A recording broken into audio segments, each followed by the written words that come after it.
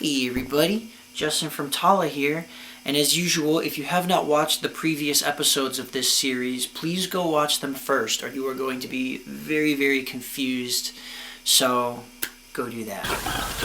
The next track on Matriphagy is Kungan. I'm sure a lot of you are familiar with it because it was the first song on the EP, No One Should Read This. Kungan is the name of the main character, so this was sort of his introduction. The song starts off with him saying, "So here is just the way it is.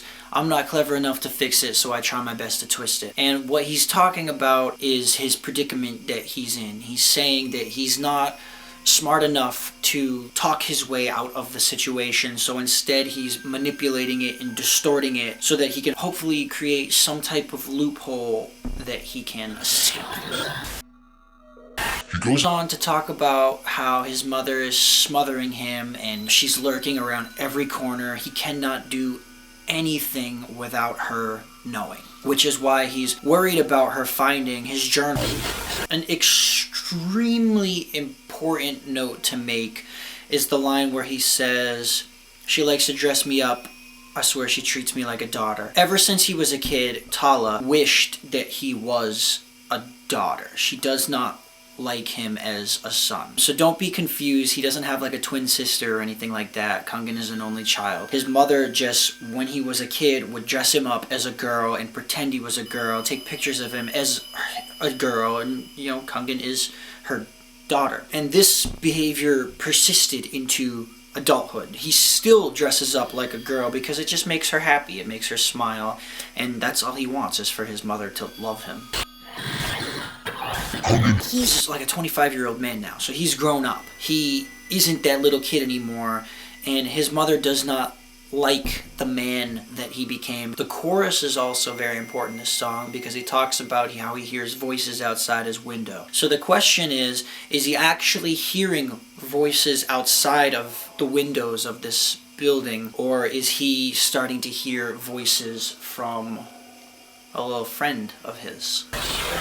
Either way, it's starting to get to him and give him that sort of cabin fever kind of thing. In the second verse, Kungan reveals that he is a cutter. This is something he does to cope with being so stifled. It just makes him feel something. So you can see that this character has a lot of mental issues because he's dealing, or not dealing, with a lot of the problems in his life. Also note that he's deathly afraid of his mother. He has a very toxic relationship with her where he feels like he has to listen to her. Everything she says is like the do-all, end-all of his entire universe. So if he lets her down, if he defies her, if he does anything that makes her upset, he feels frightened to death.